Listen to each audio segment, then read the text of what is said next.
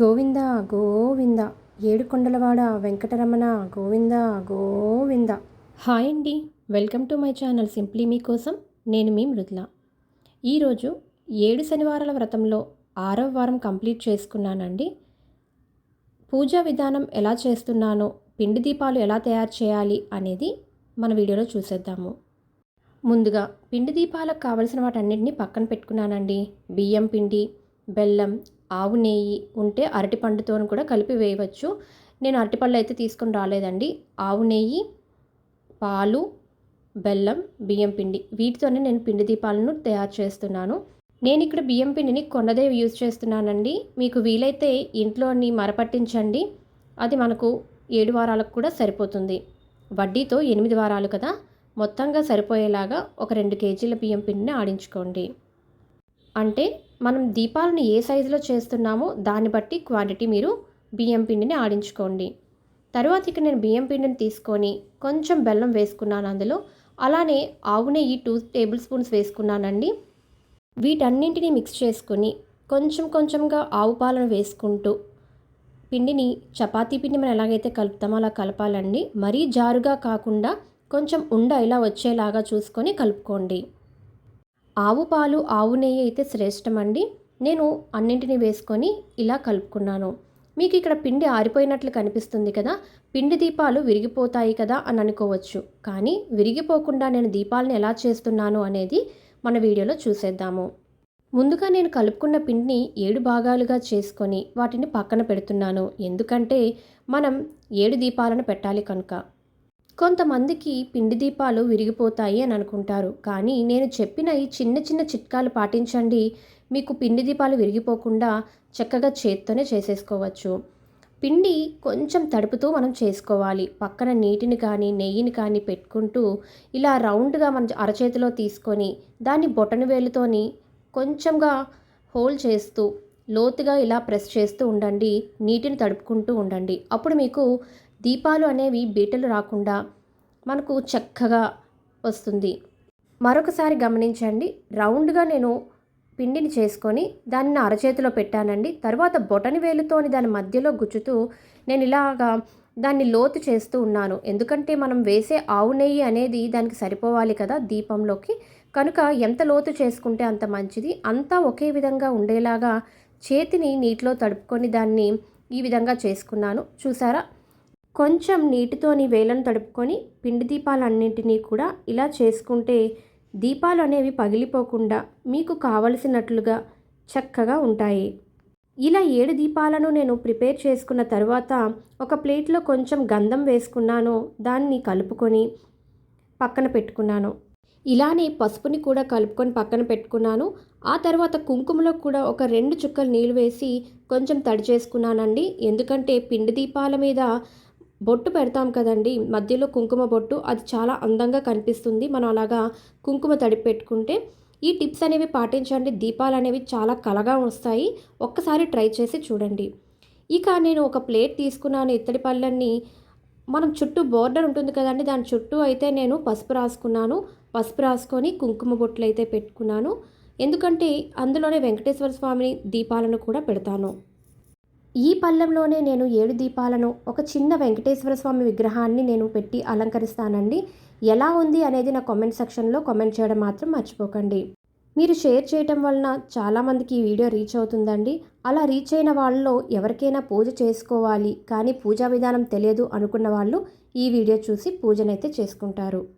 ఈ పూజ చేసి చాలామంది తమ కోరికలను నెరవేర్చుకున్నారండి. మనకు లైఫ్లో జరగవు అనేవి కూడా ఈ పూజ చేసిన తర్వాత జరుగుతున్నాయి. ఇక నేను పిండి దీపాలకు ఇలా నామాలైతే పెట్టుకుంటున్నానండి. ఇయర్ బడ్స్తో కానీ దూదితో కానీ నేను పెట్టుకోవట్లేదు. నా వేలను ఉపయోగించే నేను నామాలను అయితే పెట్టుకున్నానండి. మీకు ఎలా తోస్తే అలా పెట్టుకోండి. మీరు ఇలా చేశారేంటి, అలా చేయాలి కదా అని కామెంట్ అయితే చేయకండి. ఎవరికి నచ్చినట్లు భక్తితో శ్రద్ధతో చేయటం ముఖ్యం పూజ అనేది. ఇక్కడ చూసారా, కుంకుమ బొట్టుని నేను ఇలా తడివి పెట్టుకోవడం వల్ల ఎంత అందంగా ఉందో ఆ నామం అనేది. తరువాత అలానే పిండి దీపాలు 7 కూడా నేను నామాలను పెట్టి పక్కన పెట్టేసుకున్నానండి. ఇక పిండి దీపాలు రెడీ అయిపోయినట్లే. గంధం, కుంకుమ బొట్టుతో పెట్టిన నామం వలన ఆ దీపానికే చాలా అందం వచ్చింది కదా అండి. ఈ విధంగా 7 దీపాలను మనం రెడీ చేసుకోవచ్చు. అలానే వడ్డీగా 8 దీపాలను రెడీ చేసుకోవచ్చు. కానీ నేనైతే ఈసారి 7 దీపాలనే ప్రిపేర్ చేశానండి. ఇక 7 దీపాలను పక్కన పెట్టేసుకున్నాను. ఇక పీటకైతే కొంచెం పసుపు రాసి కుంకుమ బొట్లు పెట్టుకున్నానండి. ఎక్కడా కూడా గ్యాప్ రాకుండా పసుపుని చాలా జాగ్రత్తగా రాసుకోవాలండి. ఇక్కడ చూస్తున్నారా, నాకు చిన్న గ్యాప్ రావడం వలన నేను మళ్ళీ అక్కడ పసుపు రాసి బొట్టు పెట్టేటప్పుడు కనిపించింది. సో అక్కడ మళ్ళీ పసుపు రాసుకొని బొట్టు పెట్టేశాను. దీన్ని ఇంకా పక్కన పెట్టేసుకున్నానండి. పీట కూడా రెడీ అయిపోయింది. ఇంకా వెంకటేశ్వర స్వామి ఫోటోనైతే తీసుకున్నాను. తీసుకొని దాన్ని కూడా నేను నామాలను పెట్టుకున్నానండి. చేత్తోనే పెట్టాను. చూస్తున్నారా ఎంత చక్కగా వస్తుందో. మనం పెట్టుకునే విధానం అనేది ఏదో ఒక విధంగా ఉంటుంది. రకరకాలుగా పెట్టుకోవచ్చు. కానీ మనం మనస్ఫూర్తిగా గోవిందా అనుకుంటూ దేవుని అలంకరణ, ప్రసాదాలు, ఇంకా పూజా విధానం చేసేటప్పుడు మనకు ఏ చికాకులు రాకుండా దేవునిపైనే మన మనస్సు ఉంటుంది. ఒక్కోసారి మనం పూజ చేసేటప్పుడు చిరాకులు అనేవి మన దరి చేరుతూ ఉంటాయి. ఏవో ఆలోచనలు వస్తూ ఉంటాయి. పూజ పైన నిమగ్నం చేయలేము మనసుని. మనం పూజలు చేసేటప్పుడు ఒక్కోసారి మనసు చిరాకుగా ఉంటుంది. ఆలోచనలు ఎక్కడికో వెళ్తూ ఉంటాయి. మనకుండే కష్టాలన్నీ అప్పుడే గుర్తొస్తూ ఉంటాయి కదా. అటువంటప్పుడు ఇలానే మనం గోవింద గోవింద అనుకుంటూ చేయండి. లేదా మీకు గోవిందనామాలు వస్తే వాటిని చదువుకుంటూ చేయండి. ఒక్కసారి ఇలా ప్రయత్నించి చూడండి. మీ మనస్సు అనేది వేరే వాటి మీద కాకుండా దేవుని పైన మాత్రమే నిమగ్నమై ఉంటుంది. కొంతమంది పూజలు చేయాలంటే భయపడిపోతున్నారు. ఎందుకంటే ఈ మధ్య సోషల్ మీడియాలోని ఒకరు ఒక విధంగా చేస్తే మరొకరు ఇంకొక విధంగా చేస్తున్నారు. ఆడంబరాలకు పోతున్నారు. అలా కాకుండా మీకు ఏ విధంగా పూజ చేయాలి అని అనుకుంటున్నారో ఆ విధంగానే చేయండి. దేవుడు ఈ విధంగానే చేయాలి, బాగా అలంకరిస్తేనే నేను వాళ్ళకి కరుణిస్తాను, లేదు అని అంటే నేను కరుణించను, మీరు నార్మల్గా చేశారు అని ఎవ్వరూ ఏ దేవుడు చెప్పలేదు. పీటను వేసుకొని దానిపైన పసుపు క్లాత్ వేసుకున్నాను. ముందుగా మన విఘ్నాలను తొలగించే వినాయకుడిని పెట్టానండి. ఎప్పుడైనా మనం ఏ పూజ చేసినా కూడా ముందుగా వినాయకుడి పూజ చేయాలి. మనకి ఏ విఘ్నాలు ఆ పూజలో రాకుండా ఉంటాయి. తర్వాత కొంచెం బియ్యం వేసుకొని వెంకటేశ్వర స్వామి ఫోటో పెట్టి తులసిమాల వేశానండి. వెంకటేశ్వర స్వామికి తులసిమాల అంటే చాలా ప్రీతి. మనం ఏవి పెట్టినా పెట్టకపోయినా పానకం తులసిమాల వేస్తే చాలండి, ఆయనకు చాలా ప్రీతి. ఇక వెంకటేశ్వర స్వామిని నేను పూలతో అలంకరించుకుంటున్నాను.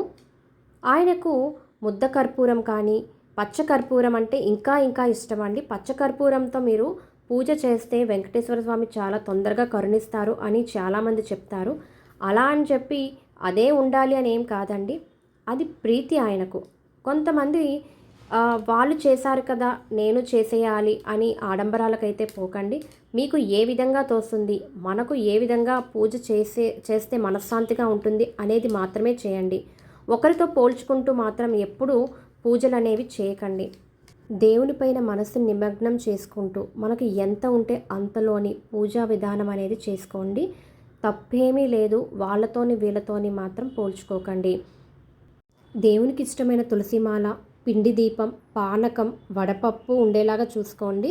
ఇవి ఏమీ లేవు అని అంటే పానకం ఒక్కటి పెట్టి పూజించినా కూడా సరిపోతుంది. దేవునికి ఇన్ని ప్రసాదాలు పెట్టాలి, ఇంత అలంకరణ చేయాలి అని అయితే ఎక్కడా లేదండి. ఒక్కొక్క దగ్గర ఒక్కో విధంగా ఉంటుంది పూజా విధానం. ఇలా పిండి దీపాల్లోని 7 ఒత్తులను ఒక ఒత్తుగా చేసుకొని వేసుకుంటే అది సరిపోతుందండి. లేదు అంటే కొంతమంది పువ్వొత్తులు పెట్టుకుంటారు. ఇలా నేను నేతిలోని నానబెట్టి కొంచెం హారతి కర్పూరాన్ని చిదుముకొని దానికి పెడుతున్నానండి. ఎందుకంటే దీపాలు అనేవి నేతితో కొంచెం తొందరగా వెలగవు కొంతమందికి. కనుక అక్కడ మీరు హారతి బిళ్ళ కర్పూరాన్ని ఇలా పిండి చేసుకొని పెట్టుకుంటూ ఉంటే దానిపైన దాన్ని కొంచెం రాయండి, ఆ దీపానికి తొందరగా వెలుగుతుంది. ఇక దీపాలన్నింటినీ వెంకటేశ్వర స్వామిని అన్నింటినీ పెట్టేసి పూలతో అలంకరించేసుకున్నానండి. ఇంకా విఘ్నేశ్వర స్వామికి కూడా నేను అక్కడ దీపాన్ని ఒకటి పెట్టాను. పానకాన్ని పెట్టుకున్నాను. తర్వాత చలిమిడి చేశాను.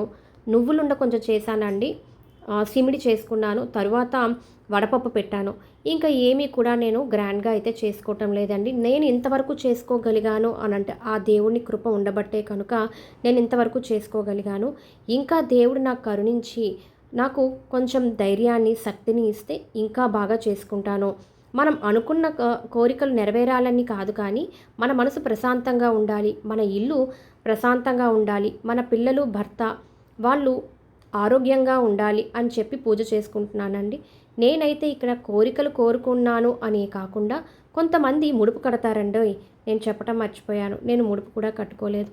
కట్టుకోవాలి అని అనుకుంటే ముడుపు కూడా కట్టుకోండి. ముడుపు ఎలా కట్టాలి అనేది మీకు కావాలి అంటే కామెంట్ సెక్షన్లో కామెంట్ చేయండి. అది కూడా నెక్స్ట్ వీడియోలో పెడతాను.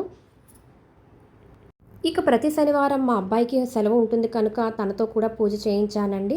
మొత్తం ఇలా అయిపోయిన తర్వాత దీపాలన్నింటిని వెలిగించేసుకొని గోవిందనామాలు అష్టోత్తరాలతో దేవునికి ఇలా పూజ చేసుకున్నానండి. అక్షింతలు, తులసి మాలతోని, తులసి ఆకులు, తరువాత బిల్వపత్రాలు అయితే నాకు దొరకలేదండి ఈసారి.